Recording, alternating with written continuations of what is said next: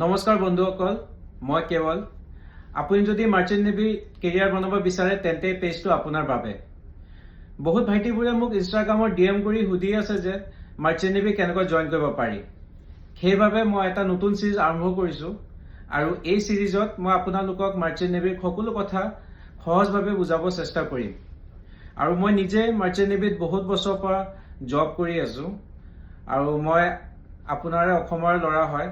তো মই বিচাৰো যে অসমৰ পৰা বহুত ভাইটিবোৰ আহে আৰু মাৰ্চেণ্ট নেভি জইন কৰে। আৰু আপুনি যদি সঁচাকৈ মাৰ্চেণ্ট নেভিত কেৰিয়াৰ বনাব বিচাৰিছে তেন্তে মোৰ এই পেজটো ফলো কৰি দিব আৰু কমেণ্টত আপুনি আপোনাৰ কোৱালিফিকেশ্যন লিখি জনাব, 10+ না 12+ না ডিপ্ল'মা, ITI, ইঞ্জিনিয়াৰিং।